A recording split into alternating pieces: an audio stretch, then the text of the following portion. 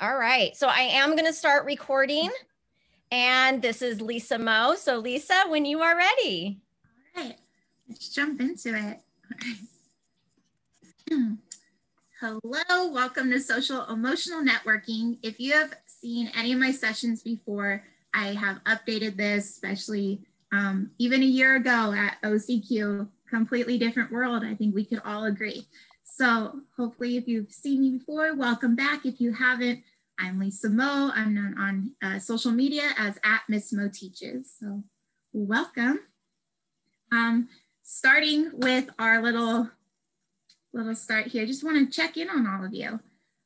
On a scale of Dave Grohl, how are you feeling about your current 2021 situation right now with teaching? So in the chat, go ahead and write your number. See, me and Dave, we have matching hairstyles, so had to go for it.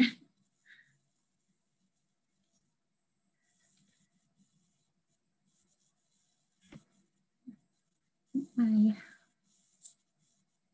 ever do that to you, or just like won't show you the chat like at all? Keep pressing it, it won't let me. Okay, so we've got a lot of twos. Sorry about that. No, I was adding mine as well. So we have quite a few twos, and they range from like a 6, 7 with maybe a 9 here or there and a 1. But it looks like a lot of twos. That's good. I think that's an appropriate, feeling right there. You're like, you're getting it, but you're still a little like, what's going on? So I love it. All right, well, Foo Fighters, let me, be your hero today. So we're going to dive into this. We're going to be discussing social emotional learning, how, especially right now in our world, how it's affecting our students, how it's affecting you, and some strategies. So let's dive into it. All right, so hello, I'm Lisa Moe. I teach 4th grade in Chino Valley Unified. I have a BA in Cultural Anthropology from UCLA, because why not? A graduate multiple subject from UC Irvine, a GATE certification from UC Riverside, and most recently, a master's degree in Educational Technology from Cal State Fullerton. If you're looking for a master's, that's the program. Amazing, absolutely amazing. I didn't get my graduation, so I get to kind of celebrate with all of you here. I am the 2020 recipient of the Edwin Carr Fellowship in Educational Technology from Cal State Fullerton, and most recently, the IAQ Blended and Online Learning Educator of the Year, which is just exciting. And like I said, we're all kind of just at home all the time, so I don't really get to share that with anyone, just, so thank you for celebrating with me. And I'm a firm believer that as educators, we need to share ideas, collaborate, and learn together to be the best teachers, role models, and mentors to our students possible. So let's get going. So where do we begin? We have to create the culture in our classroom. If you could see my little, this is my bedroom. So welcome to my, my classroom, my bedroom unified. It's where I'm teaching from home these days.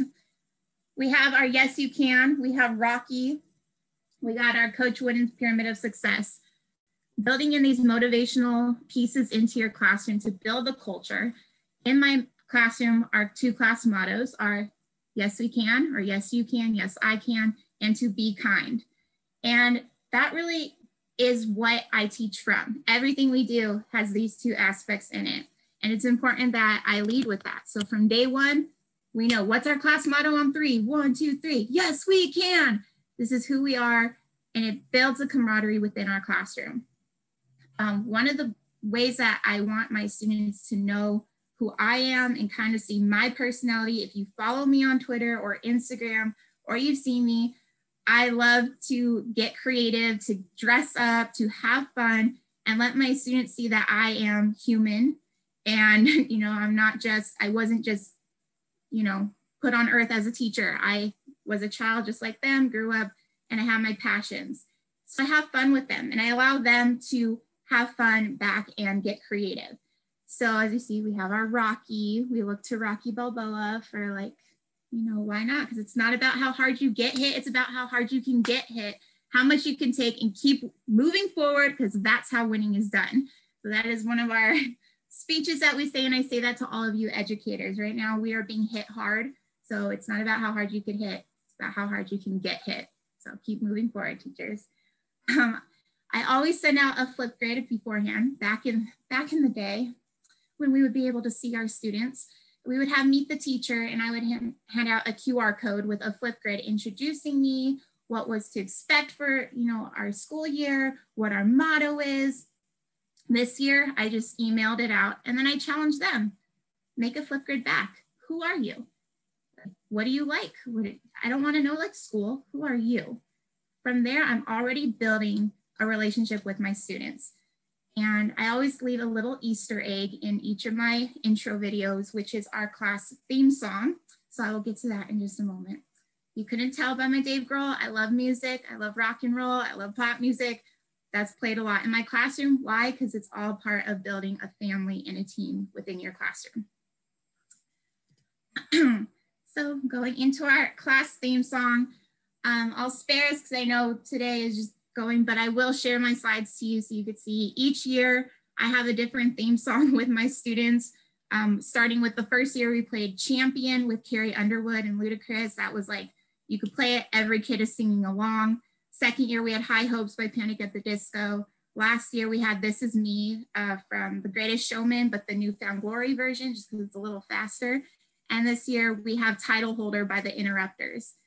Just having that shared song together, I could play it during anything, whether they're just working quietly, they're working in breakout rooms, they're, taking a quizzes, we're having fun, doing some edu protocols. You play it, all of a sudden you hear them, they're humming, they're singing, we're all in it together, High School Musical style, we're all in it together. That's the way, you build the culture that you want to see in your classroom, and you want it to be a safe space for your students. But you have to be able to step out of your own comfort zone as well, which goes with getting creative. Yes, Teacher Pay Teachers and Pinterest is full of really cute and adorable ideas, but they're just missing that oomph from you. You put the energy into your classroom. Get creative. As you can see in my pictures here, we could be in a classroom. I've done everything from transforming my classroom to a Starbucks cafe, to Zooming with classmates just next door to us. So they're just talking with the class next to us, but they're engaging, they're working on collaborative work in a virtual world. It stems from me. So here we go. In our virtual world, these are just some of our visitors to my online classroom. This week we had our 100th day of school. So you can meet right up here, Granny Carol, who says, oh, hello doll, how you doing? Okay, so we've got our characters, we've got our personalities in here. We've had Hamilton pop in the classroom. We've had Belle, we've had Miss Hollywood, we've had a Who, we've had the Grinch. Create fun for your students. Yes, we are in a pandemic. They are learning in all different types of environments. This is not the greatest situation for anybody right now. So you have to be able to step out of your comfort zone and bring to life your classroom. Whatever you could do inside your classroom, bring that same energy to your computer.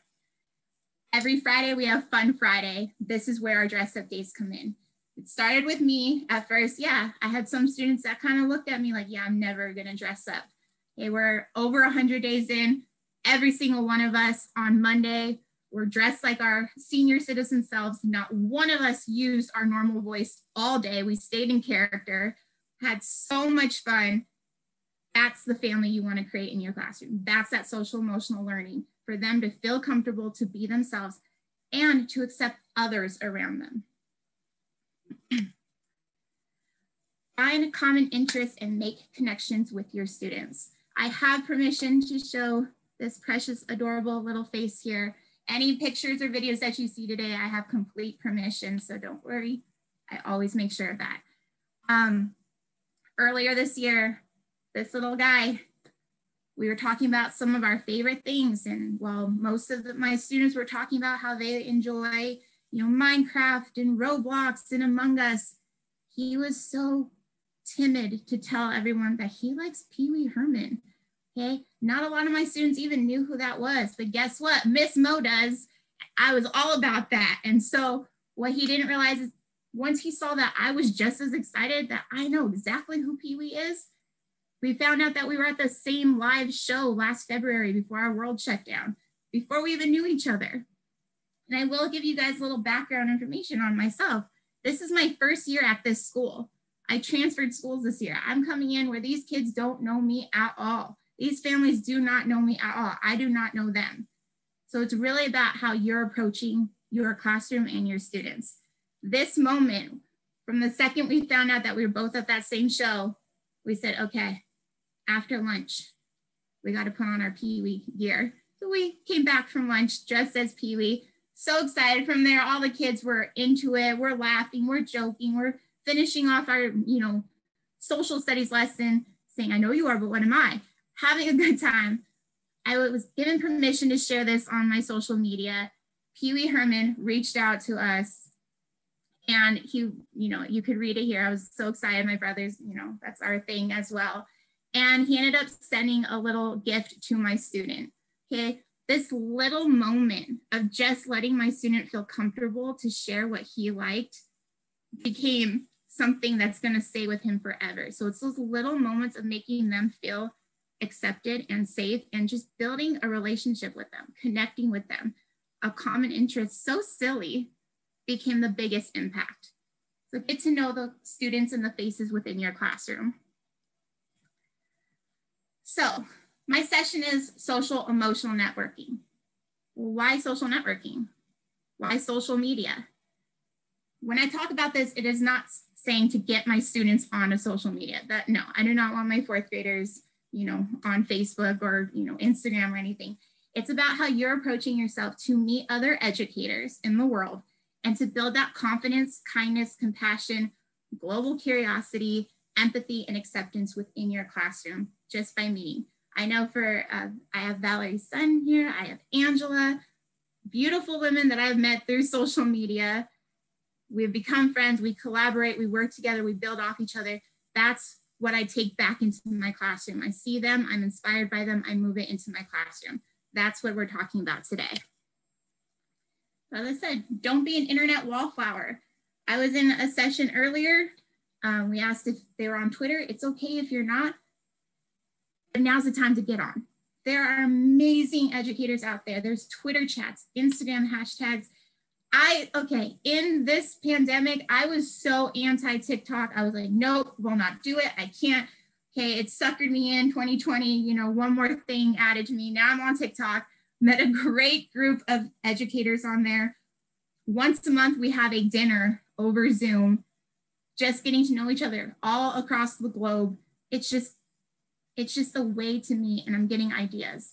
There's Facebook groups, Twitter hashtags, and there's links to all of these. I have amazing people on here that you could go through, lists for you to follow as well.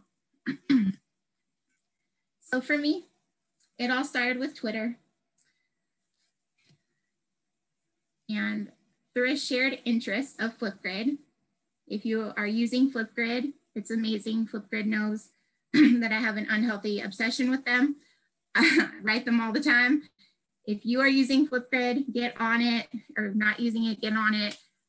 For me, I met a teacher through Twitter from Israel who was also using Flipgrid, and she wanted another fourth grade class to be able to help her students learn English.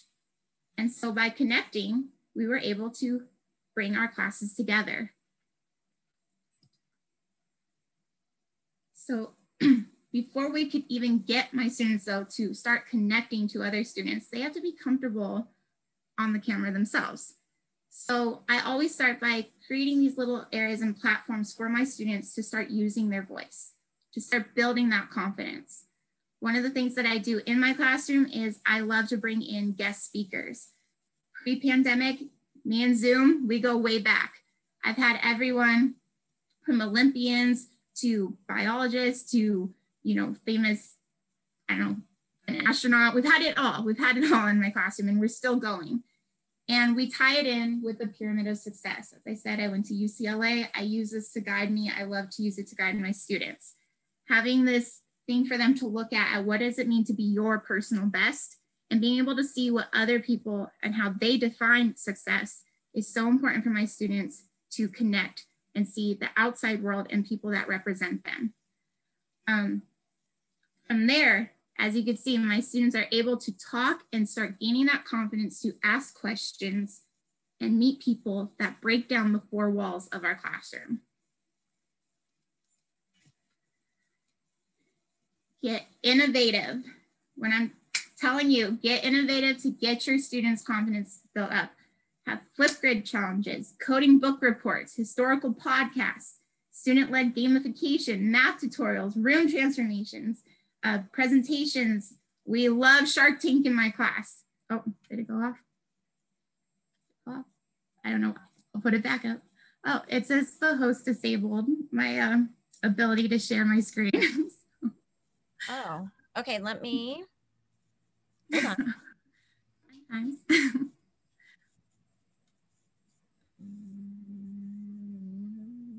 Sorry, guys. I honestly did not touch anything. Like literally did not touch anything. Did you get it back? I think, let me check. Okay, some stuff is happening on my side. It's back. All right, so, and resume. So as we said earlier, be kind. Oh, it's gone again. Okay, but I'm just gonna keep talking for a moment while we get that back. So be kind is our message from day one this year. I told my students, it's not just to be kind to yourself. It's not just be kind to others. It's also being kind to technology. And we've witnessed this morning. Technology is not always our friend. It does not always go the way as planned. If we could learn to, REO Speedwagon, roll with the changes, move along with it, laugh. If there's anything that you could do to model to your students is to laugh and to have fun and to just, when things don't go your way, to not show your frustrations, as hard as it can be. Make it a memory with them, like, oh, okay, just like we're doing right now. So let me try and see if it works again. So I sent a message to there's somebody in charge behind the scenes. So I'm sending messages. I think they're, for whatever reason, moving stuff, changing things. So I'm just gonna wait and see what happens. So I'm sending messages. So just keep talking. You're doing great. Okay, I'm just gonna keep going, guys. You can't see my slide, but that's okay. So one of the creative ideas that I bring to my classroom to get my students to start using their voice and to get onto Flipgrid, right now this year we have the ability to turn off our cameras. I have many in this session right now. That's okay. We're all at home on a Saturday. It's okay. My camera was off earlier because I had a towel on my head and no makeup. So that's okay. And part of doing that is to allow my students to start to get comfortable. If we're in class, okay, we're using our equity cards, we're getting them to start talking. In this world, that's not possible. We're trying. So I'm a big fan of TV, and I love The Masked Singer because it's ridiculous and it's just the most insane, silly show. And I thought, how can I bring that to my students? I thought I could do the Masked Reader. Every week, my students share what they're reading in class on a Flipgrid, but I decided I don't always have students that want to show their faces or even use their voices. What if they have that ability to wear a mask or leave their camera off? I've had them use their grandparents to talk for them, so they write what they want their grandparent to say, so we don't even know the voice of who it's coming from. They talk about their book and they give us 3 clues about them. From there, it becomes the most engaging game. I've also done this with high school and college students. I help out in there. They love it. It becomes so much fun. I throw my name in there. We have so much fun. They don't even know half the time. They find out later, that was you, Miss Mo. Yeah, gotcha. Like, it's so much fun. So that's one of my ways. And I started my year off with that. And in time, even my most shy students now, their cameras are on. I have 100% cameras on now. We're using our voices. We're talking in our Flipgrid videos weekly now, where they're getting silly, they're dressing up. If they could see Miss Mo dress as Hamilton. It's okay. This is a safe space. You could be as silly as you want to be. So it really does start with you. Can I ask a question? Yes. I was wondering, with all the, like fun and kind of like loosening up and whatnot, do you ever run into, especially when we're in person, do you ever run into like classroom management issues with that? And do you have any tips for someone who does want to start, like loosening up a little bit more? Absolutely. That's a great question. I think that definitely could be the assumption, but they said from day one, we start with that be kind aspect. They don't want to disappoint. They know that we are all treating each other fairly, respectfully. So the minute if something does start to go a little bit like, okay, guys, it's easy to remind them, okay, let's focus back here. Are we being our personal best? Done. I've never had huge issues at all. Like, we are able to respect each other. And with that respect, with that silliness, with that fun, they know when to draw the line. And when they don't, that's what we're there for, to just help guide them back. So really have fun with them, because when they see that you're human, they don't want to hurt you.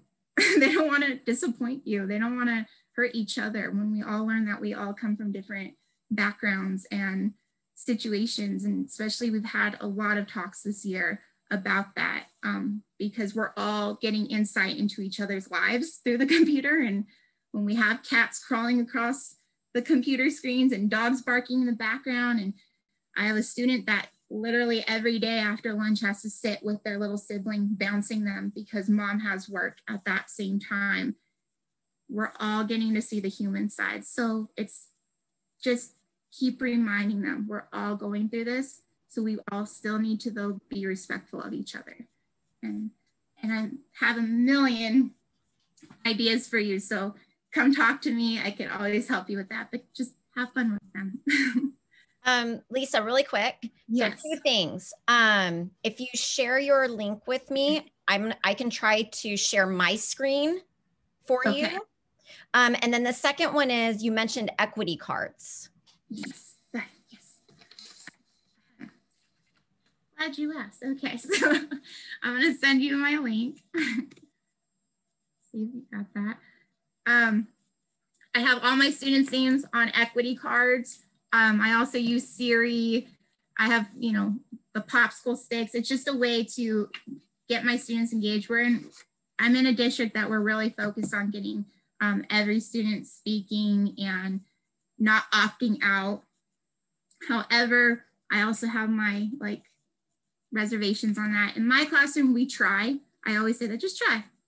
If I ask you what 42 divided by 7 is, and you really don't know, you really, really, really don't know, just try. If you say blue or something, great, Miss Mo gets to teach you now. Yay, you didn't understand. Great, let's do this. Let's learn.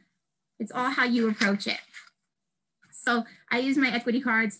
I don't like them to say, I don't know. They could say, I don't know, but they still have to give me an answer. So even if they say elephant, it's okay. Just give me an answer. We're going to learn why it's not elephant. So again, it's just that zoning them back in, having fun. Okay, so I'm going to go ahead and share really quick. I don't know what this is going to do or what it's going to look like. So let's see. Okay, can you see my screen? Yes. Okay. And then I think we were on slide 16. Slide 16. And then really quick, going back to equity cards, I'm just going to... That one's not my presentation. This is not... Am I not sharing it? You're sharing something, but it's not mine. So. Am I sharing now? No. Okay, hold on. Sorry, okay, I think I got it. Yes? Yes. Okay, and then really quick, I want to go back to those equity cards. So also with my students, I'll do ask a friend. Like if you want to ask somebody to help, kind of like Who Wants to Be a Millionaire? Call a friend. Yeah, phone a friend. So adding that as well. Okay. Go ahead. I'm gonna. All right. So I'll just keep going. So as I've talked about Flipgrid, and I also use Google Forms on Thursdays. Every Thursday I send out, it's our minimum day. It's my PLC day. So I know we're going to have a very short moment together, and before, you know, Fun Friday occurs, I want to make sure that they're doing okay. I don't do this every day because you're not going to always, if you do it repetitively, you're not going to get honest answers from students, because at some point they're just going to fill it out like it's a task. Once a week through a Google form, and there is a link to this. Again, I will share my slides with you that you can make a copy of the Google form, checking in. How well did you sleep last night? Did you eat something today? How are you feeling? They could pick from emotions. I usually add in something silly on there, like a, you know, I used like similar to what I did today with Dave Grohl with you all. That was like a little, I got to insight of my classroom.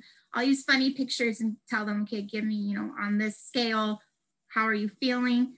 And then I always leave an open question.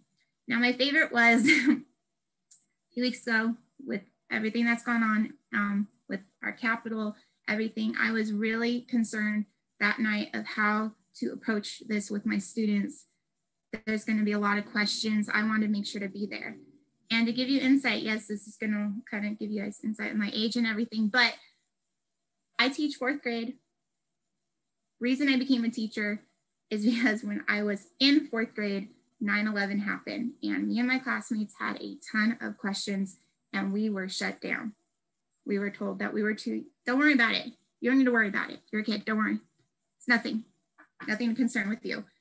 Oh my gosh, but I had so much questions, and I did understand more than I should have understood, but I needed someone to talk to about it. As a teacher, I allow them with obviously the, you know, lines of where I want to draw and everything, but I allow them to ask me those questions, and when they need to talk, that's what we're there for. So allowing a Google form allows them to kind of write in what they're thinking. Now, my favorite was, I didn't get anything, not one question or thought about what had happened at the Capitol. My favorite was when I said, do you need to speak about something? As I had one student said, yes, I'm very upset with my sister. She took my cereal. That was it. That was it for that day. So again, okay, okay, I could breathe from there, but still, they were upset. Okay, let's talk about it. Just these little check-ins with them make the world of difference. So I'll pose questions on Flipgrid as well. How are you doing? You know, what are you thinking about right now? How did you feel? In my class, we don't say test. I have removed that from my classroom because, you know, it's a bad word in our classroom. It gives us anxiety. I didn't like testing. I still don't. If you call it a test today, this day for me, I'm like, now I forgot everything. So we call them smarty parties in my classroom. And when we have a smarty party, you're going to show me what you know. When you go to a party, there's going to be people you know right off the bat, like, hey, Angela, what's up, girl? Those are the problems at your party, right? On your smarty party that you know you're going for it. Then there's the ones that you're like, I know you. Can you just remind me of your name? Those are those problems on that smarty party that you just need that little refresher. And then there's going to be those people that are like, yeah, I've never seen you a day in my life. And those are those problems that by the end of those, you know, party, you're all going to be acquainted. So we call them smarty parties for that reason. Now we keep moving forward. So just checking in with them. Go ahead and move forward for me. Thank you. When I'm talking about our social emotional networking, this is what I'm talking about. As I said, I'm bringing in guest speakers. Representation matters. More than ever, it matters. We have students from all different backgrounds, different abilities, everything. Example in this picture right here is of our Olympic volleyball player, Carrie Walsh-Jennings, who spoke to my classroom, which was an amazing experience. I had a student who was dyslexic, okay? She struggled with her reading. When she came into my classroom, she said, I'm not gonna do accelerated reader, Miss Mo. All my other teachers, they're okay with that. And even her mom came to me and said, it's okay if she doesn't read, right? Well, yes, I know she has dyslexia, but are we gonna stunt her from this? Are we gonna stop her and give her this mindset that she can't do something?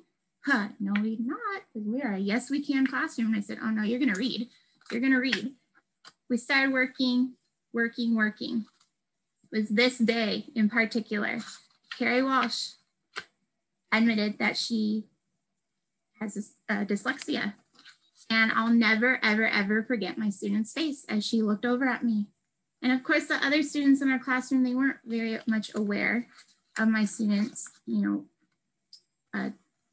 ability. It was that moment that she said, "Miss Mo, she went to the Olympics." I said, "Yeah." And she had dyslexia. Did it stop her? She said, "No." I've never seen a child from that moment dive into books more. And I could say this from my heart because this has been, I could cry from it every single time. She's in 7th grade now. She became my top reader that year. She earned the most AR points that year. She's gone on and she has just grown. And yes, she still has her moments of struggle, but she has the yes, I can mindset that she can make it through it. That's what we're instilling in our students. That's that mindset. Getting them into, we do virtual math games. Like I said, I allow my students to talk to other students, even on campus through Zoom. We did a very, very fun game with a classroom in San Diego with a teacher that I met through my graduate program, where it was kind of like number guess who. So we had a number, help practice that place value skills. Do you have a 4 in the ones place? Getting my students to talk and see another classroom, seeing that there's so much more outside our 4 walls, as well as a postcard exchange. In the summer, before school starts, I always blast it out there on social media. I do a postcard exchange. We call it a kindness one. We write down facts on a postcard about our state along with motivational messages, and we share. And if you've ever participated in one or you've seen them, this is kind of where it stemmed from. Is I wanted to join one that I had seen in a group and they said, "Sorry, we already have someone from California." So I tried another one. "Sorry, we already have someone from California." They wouldn't allow others in. So my postcard exchange is the more the merrier. You're already from California? Good, hop on in. We still want to hear from you. We still want to be friends with you. Getting that mindset into my students and other educators. We're all in this together. We're all going through something together. So we need to take out the competition that happens for whatever reason. We need to share with each other and engage with each other and laugh with each other, because we are the models to our students. Next slide, please. So my question, how do you know if you have created an inclusive classroom culture of positivity, kindness, safety, and confidence? Next slide, please. The answer, when a pandemic shuts down your school and your students' first thoughts are, "Oh, we've got this. What can we do to help?" That was my mindset for my students. I had to approach them like, "Hey guys, we're gonna shut down." At the time, we thought it was 2 weeks. "Hey guys, we're gonna be shutting down." "Oh no, okay. Are we gonna be able to Zoom?" Okay, that was already vocabulary in their classroom because we've been using it all year. Yeah, we'll see what we could do. "Well, I know that Miss So-and-so, they don't like technology. They don't even like sending emails. Do you think we could help them?" Yeah. From there, my students took that initiative. Together, we started making tutorials. These are student-led. My district picked them up. There's tutorials from everything from how to access Google Classroom, how to access our student email, how to get onto our math program, how to even get onto the district website.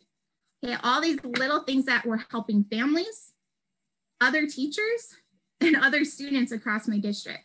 From there, we went bigger. So I am fortunate. One of my good friends at the district from the technology department, we did put this on our EdTech notebook. We put this up on Chino Valley's notebook, but my students wanted to get bigger. So together we started doing Zoom sessions with other teachers across the US, where my students could give their point of view of how to do something from a child's point of view, helping other teachers. That is how you know that you created leaders, confident leaders that want to help others. Next slide, please. So my final thing, because I know we are wrapping up here. And this, unfortunately, I really would love to share the video, but I know that it's like just not working. But several years ago, If you've seen me speak, you know that this is near and dear to my heart. I will always cry at this moment. I had a student, again, permission to share. His name is Ramari. He came to my classroom in 4th grade. It was his first year being mainstreamed. Ramari is autistic. His parents were very concerned about putting him into a mainstream classroom. And at Meet the Teacher, they let me know right off the bat, we're gonna be in here every single day. Expect lots of emails from us. We wanna check in. Of course, of course. I didn't know if to trust me. Who am I? I'm just another teacher, right? I'm just another person that is going to label their child. Quickly, they learned that that was not the case. Ramari tends to have little tics, okay? So he loves to pound his fist against his hand, he puts it to his face, and he makes loud noises.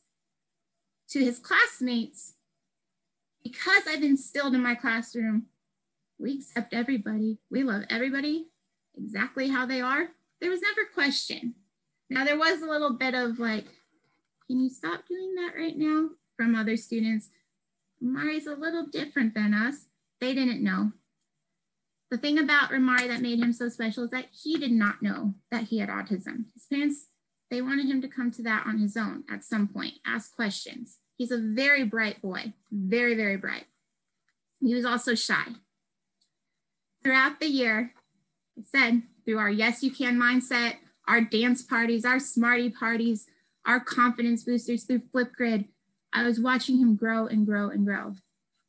One day, over a weekend, Ramari watched the movie Rain Man and he self-identified. And he let his parents know, hey, he's like me, which is amazing. So his parents let me know. We had a talk with him. He knows now. He knows that this is a beautiful thing. This is his superpower. A few weeks passed by and it is Autism Awareness Month. And my school gave us out little puzzle pieces to put on our door to decorate. And I was handing them out and Ramari says, hey, and I could see the little spark in his eye. He's like, I know what this is. Can I say something? Now, I could have stopped him. I could have protected him. I could have assumed the worst of my other students. I could have assumed the worst of what could Ramari possibly say, but I allowed it. I know my students. I know the reactions. I allowed him to stand up.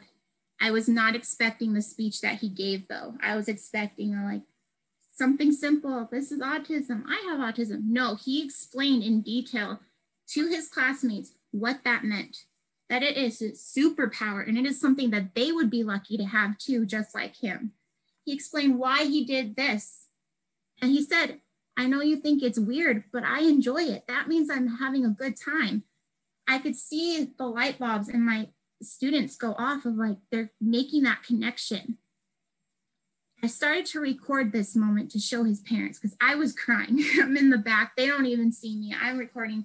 I just wanted to show his parents, look at your baby. Look at him.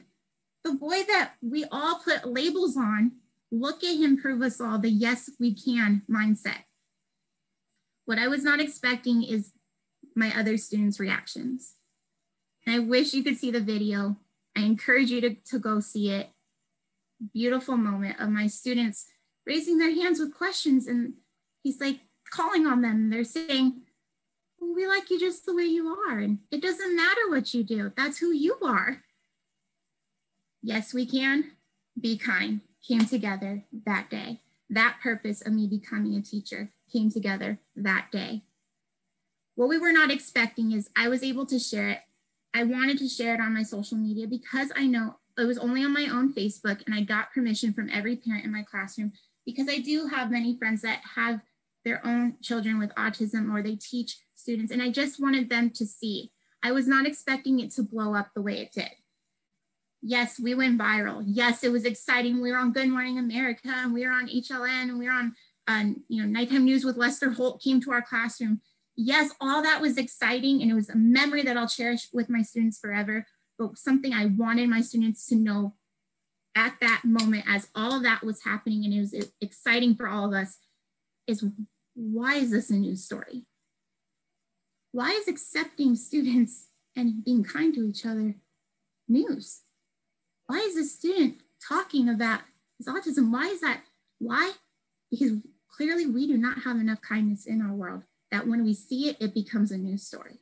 So I want to remind my students that was an organic moment. You did not do that for this. You did not do that to have your name out there. You didn't even know I was recording. That was an organic reaction of humankind. And for that, let's work to make our world a place in our classrooms and be accepting and be kind and motivate and be confident and accept others so it never becomes a news story again. And for that, next slide, I leave with all of you to change your mindset and open their minds. Thank you. These are all your resources, your hashtags. You have on our next slide, these are only some of the amazing people that I recommend following. Only some.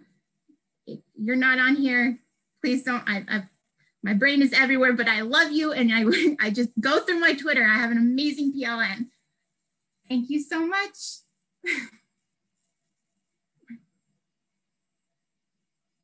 Well, what a great way to end our first session of our day. It's like, where do you even go from there? But we are, if you want to stay on and ask Lisa a few questions, we do have a few moments before lunch begins. If you haven't checked the schedule, all our times have been updated. We will be finishing at the same time that was posted previously. And I hope everybody has a great lunch. I'm going to go ahead and stop recording and